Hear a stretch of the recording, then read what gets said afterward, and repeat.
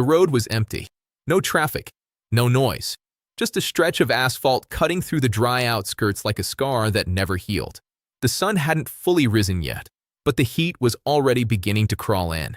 The kind of heat that warps air and bends judgment. A test driver sat behind the wheel, hands tight at 10 and 2. He had done this 1,000 times before. Faster cars, louder engines, riskier conditions. But this one felt different. There was something about the idle, a pulse, uneven, like a heartbeat that didn't trust its own rhythm. He glanced at the engineer in the passenger seat. No words were exchanged. None were needed. They both knew what this run meant.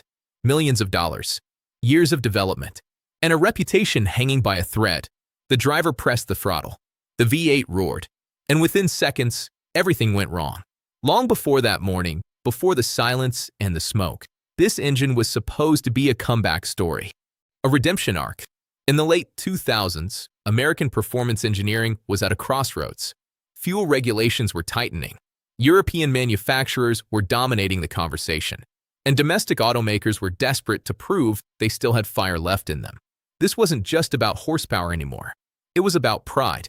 Inside a glass-walled development center in the Midwest, a small team was given a task that bordered on impossible. Build a new V8. Not just any V8, one that could compete globally, one that could restore credibility.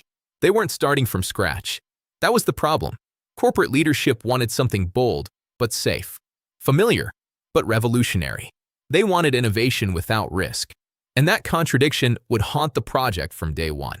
The engineers called it internally Project Atlas, because it was supposed to carry everything: brand image, market share, investor confidence, and quietly, behind closed doors, even careers. The lead engineer, a veteran with decades in performance design, understood the stakes better than anyone. He had seen what happened when projects failed. Budgets vanished, teams dissolved, names disappeared. So he pushed harder. Longer hours, tighter tolerances, more aggressive targets. The V8 they were building wasn't just powerful. It was ambitious. Too ambitious, some whispered. But no one wanted to be the one who said it out loud. Because by then, millions had already been spent. And the company had already promised the world something they couldn't take back. The first prototype didn't explode. It didn't even fail dramatically. It just hesitated. A slight stutter under load. A flicker in the data logs. Something so small it could be dismissed. And at first, it was software glitch, sensor noise, normal variance. The usual explanations came quickly, comfortingly. But the hesitation didn't go away. It showed up again, and again, always under pressure. Always when pushed just a little too far. The kind of flaw that hides until it matters most. By the third round of testing, the team had a decision to make. Delay the project or push forward. Delays meant headlines, investor questions, budget reviews. And in a company already under financial strain, that kind of attention could kill more than just an engine program. So they pushed forward, quietly adjusting, tweaking, hoping. Because hope, in engineering, can sometimes feel like progress. The marketing team had already started building the story. They talked about heritage, power, American muscle reborn for a new era. Commercials were being drafted, press events scheduled. There were whispers of a debut at a major auto show, maybe even a racing tie-in. Something to capture the imagination again. Because that's what this engine was supposed to do. Make people feel something, make them believe. But inside the testing facility, belief was becoming harder to maintain. The hesitation had evolved. Now it wasn't just a stutter. It was a surge. Unpredictable. Sudden. Violent. One moment, smooth acceleration. The next, a spike that threw off everything. Traction. Balance. Control. Drivers started reporting it more frequently. Not officially. Not in the reports. But in conversations. Inside comments. In the way they gripped the wheel just a little tighter before each run. One driver described it as a ghost in the throttle. Another called it a delayed punch you can't brace for. Still, the data wasn't conclusive. Or at least, not conclusive enough. Because admitting there was a fundamental flaw would mean starting over.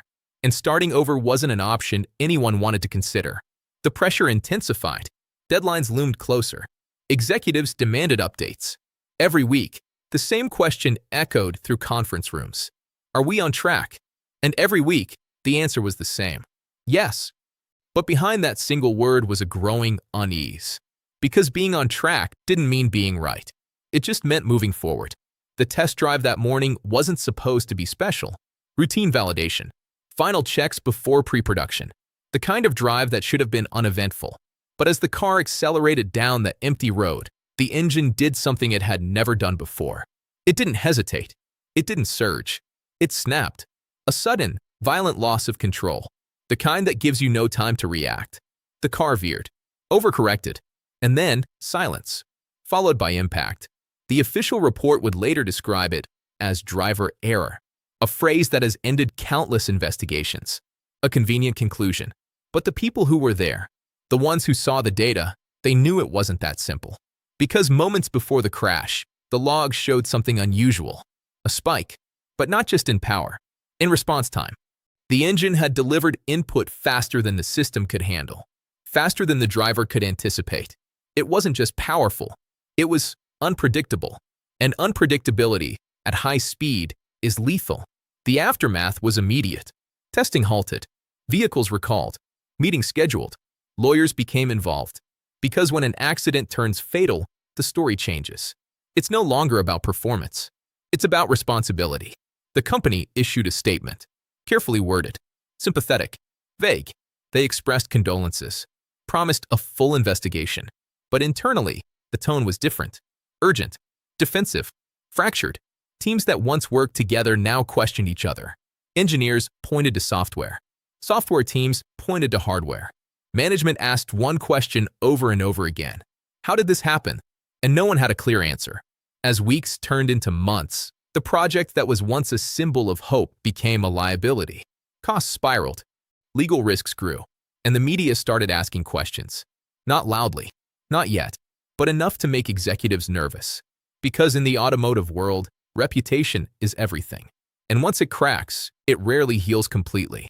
The decision came quietly. No press release, no public announcement, just an internal memo. Project Atlas was being terminated. Effective immediately. The V8 that was supposed to redefine a brand would never see production. The prototypes were dismantled, the data archived, and the story buried. Or at least, that was the plan. Years later, fragments of the truth began to surface. Former employees, leaked documents, unofficial accounts. They painted a different picture. One where the flaw wasn't just a glitch, but a fundamental design issue. An interaction between systems that was never fully understood. Something that only revealed itself under very specific conditions. Conditions that happened to occur at the worst possible moment. There were rumors of internal warnings, emails that raised concerns, test results that suggested deeper problems.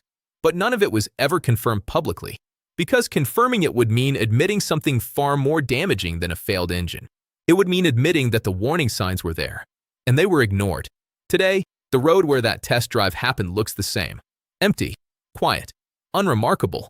No sign of what occurred. No memorial, no marker, just asphalt and heat. But for those who know the story, it's a reminder of how close ambition can come to disaster, of how quickly control can be lost, and of how some mistakes are too costly to admit. Somewhere, in a locked archive or a forgotten server, the full data still exists. Every log, every test, every anomaly. The complete story of a V8 that never made it. A story that was never meant to be told. And maybe never fully understood. Because the question still lingers. Was it truly an accident? Or was it something they saw coming and chose not to stop?